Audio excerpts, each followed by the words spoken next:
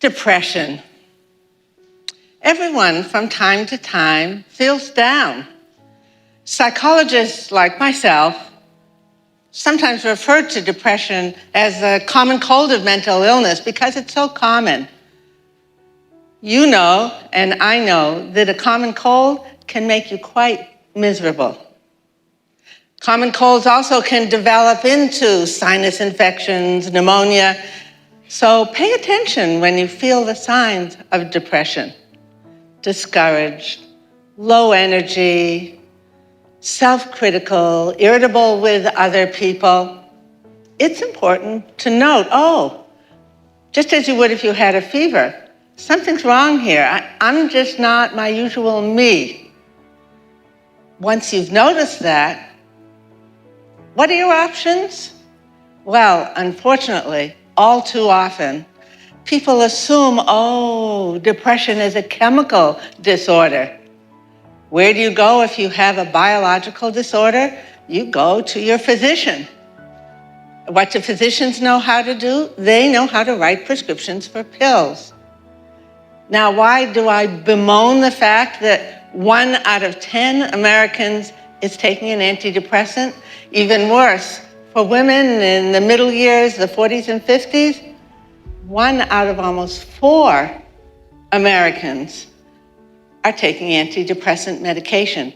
These medications are not sugar pills. They can have detrimental impacts on your body. They also can make you drug dependent.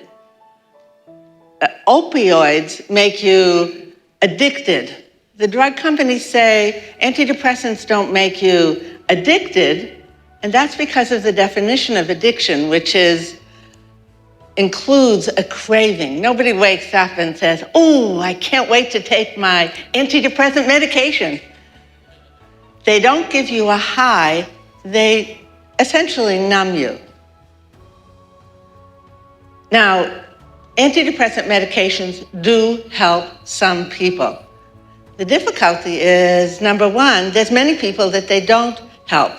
They only help about maybe at best 60% of the people who take them. Second, there can be serious side effects.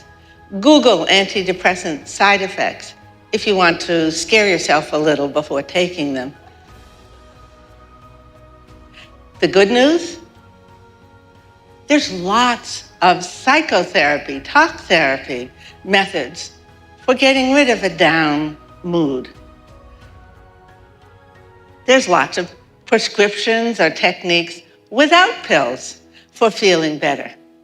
So today, the particular prescriptions that I'd like to share with you come from my own theory of what makes people feel good and what makes people feel bad. When I write books about it, I call it conflict resolution theory. To remember it in a more easy way, let's call it bump therapy. Here's why. You're walking down the road of life. Maybe you're rushing along the road of life, and you hit a bump. So at that bump, which is some disturbing situation, you scratch your head and figure out what to do about it. If you're lucky, you get what you want and move on, tootling on down the rest of your road of life. But all too often, when we hit a disturbing circumstance, we fold. We give up on what we want. Sometimes that's a good idea because there just don't seem to be any other options, or if the other option is to get into a fight, may not be worth it. Giving up in response to something you want triggers depression. Okay, this model, this bump model, tells us what we need to do to feel better. Here's the bump. We've gone into depression. Back up. Identify that bump and solve the problem in a new way. Sounds easy, but not quite so easy. Here's why. When you're depressed, often you don't know what the bump was. There's something about that dark cloud that surrounds you when you're depressed. that seems to block you from knowing what you gave up? What was the hurdle you couldn't overcome? So prescription number 1 will be a technique for pinpointing that problem. Here's another problem with depression. When you're depressed, you feel powerless. When we feel small and powerless, it's pretty hard to think of ideas of what we could do to solve the problem. Prescription number 2, pump up. I'll show you how in a moment. Prescription number 3, now that you know what the problem is, the bump, and you're feeling strong enough, now problem solve.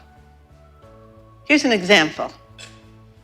Let's welcome in Julie. Julie is a recent actual client in my practice, name changed, obviously, for confidentiality. Julie, what brings you in here today? Julie said, well, for the last 4 or 5 months, I've been feeling so down. I have no energy. I feel so discouraged. I am beating myself up all the time. And unfortunately, I'm irritable with my husband. I'm irritable with my kids. Sounds like depression. Let's get to work. Julie? Julie's sitting down. Close your eyes. I don't recommend this technique when you're driving, by the way. Julie, close your eyes. Allow an image to come up on your video screen in your mind, your visual screen. Allow an image to come up of someone or something that you might be mad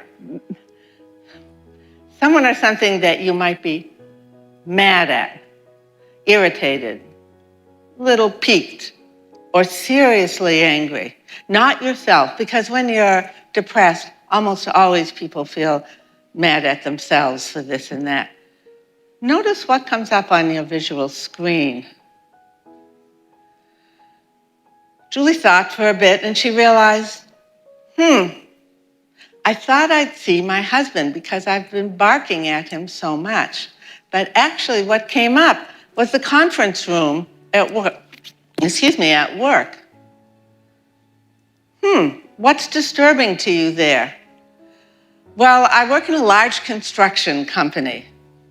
I actually like the company a lot, but when we have conferences with myself and the other 5 project managers, I get upset every time. I say something, the other 5 who are all men ignore me.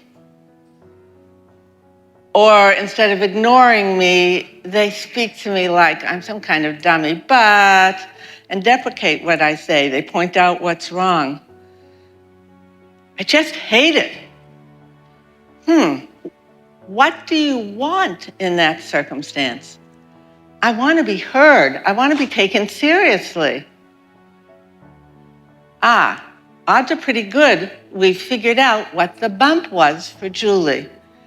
Still, there's one more question that's important to ask to verify if this is the specific bump causing depression.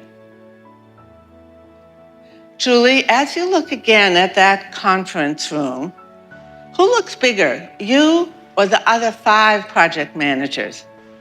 Julie said, well, that's clear. I look like a little girl, and they look like big, hunky football player.